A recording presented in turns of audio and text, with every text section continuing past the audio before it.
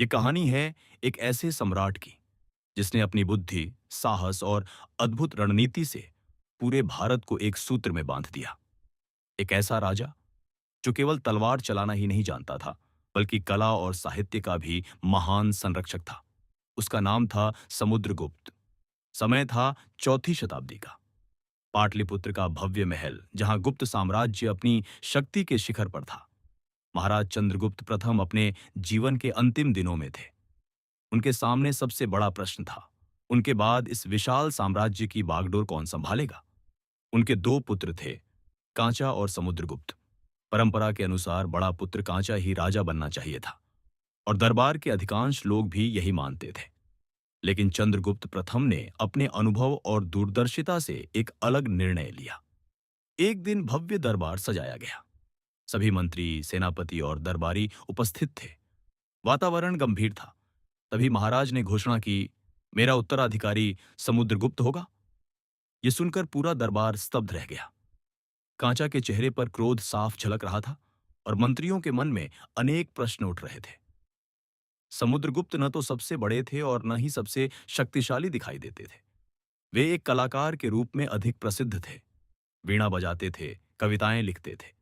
लेकिन कोई नहीं जानता था कि इस शांत और संवेदनशील व्यक्तित्व के भीतर एक महान विजेता छिपा हुआ है।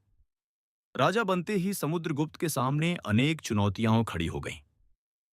उत्तर में नागा राजाओं ने विद्रोह कर दिया।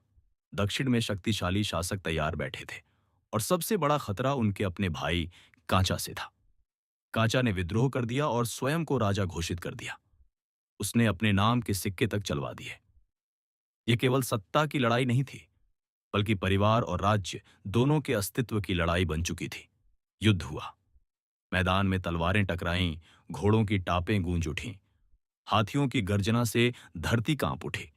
अंततः समुद्रगुप्त विजयी हुए और कांचा पराजित हुआ। लेकिन इस विजय के बाद जो हुआ, वही समुद्रगुप्त को महान बनाता है। उन्होंने अपने भाई को मारने के बजाय उसे क्षमा कर दिया। यह केवल एक राजा का नहीं, बल्कि एक महान आत्मा का निर्णय था। इसके बाद समुद्रगुप्त ने एक साहसी निर्णय लिया, दिग्विजय यात्रा। उन्होंने संकल्प लिया कि वे पूरे भारत को एकजुट करेंगे। कई लोगों ने उनका मजाक उड़ाया, उन्हें असंभव सपने देखने वाला कहा, लेकिन समुद्रगुप्त अपने लक्ष्य के प्रति अडिग रहे।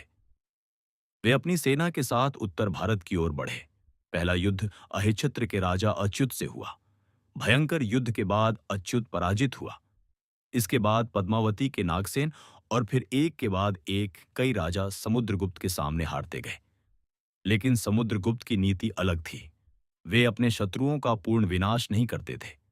वे उन्हें उनका राज्य वापस दे देते थे, केवल एक शर्त पर, वे समुद्रगुप्त को अपना सम्राट स्वीकार करें। इस नीति ने उन्हें केवल एक विजेता ही नहीं, बल्कि एक महान कूटनीतिज्ञ बना दिया। कुछ ही वर्षों में पूरा आर्यावर्त उनके अधीन आ गया। अब उनकी दृष्टि दक्षिण भारत पर थी। दक्षिण का भूभाग कठिन था, घने जंगल, ऊंचे पर्वत और विशाल नदियां। वहां 12 शक्तिशाली राजा शासन करते थे। समुद्रगुप्त ने इन सभी कठिनाइयों का सामना किया। उन्होंने अपनी सेना के साथ जंगलों को पार किया, नदियों को लांघा और एक-एक करके सभी दक्षिणी राजाओं को पराजित किया। लेकिन यहां उन्होंने एक अलग नीति अपनाई। उन्होंने दक्षिण के राजाओं को उनका राज्य वापस कर दिया और उनसे केवल कर और निष्ठा स्वीकार की। इस प्रकार उन्होंने बिना प्रत्यक्ष शासन के पूरे दक्षिण भारत को अपने प्रभाव में ले लिया। जब समुद्रगुप्त विजयी होकर पाटलिपुत्र लौटे, तो उनका साम्राज्य अत्यंत विशाल हो चुका था। उत्तर में हिमालय से लेकर दक्षिण में नर्मदा तक, और पूर्व में बंगाल से लेकर पश्चिम में पंजाब तक उनका अधिकार था। उनकी कीर्ति दूर दूर तक फैल चुकी थी। विदेशी राजा भी उनके साथ मैत्री संबंध स्थापित करना चाहते थे। श्रीलंका के राजा मेघवर्ण ने उनसे बोधगया में एक विहार बनाने की अनुमति मांगी।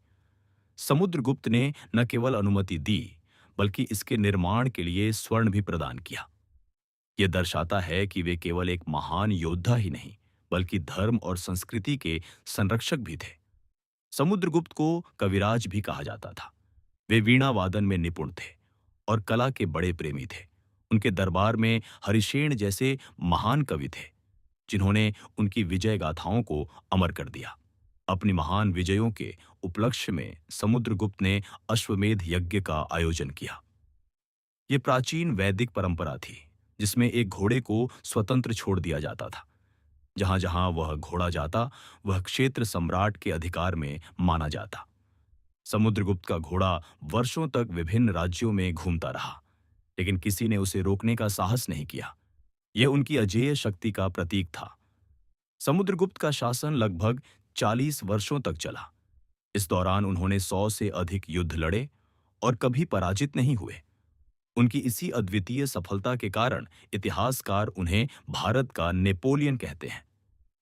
सन 375 ईस्वी में इस महान सम्राट का निधन हो गया, लेकिन उनकी विरासत हमेशा जीवित रही।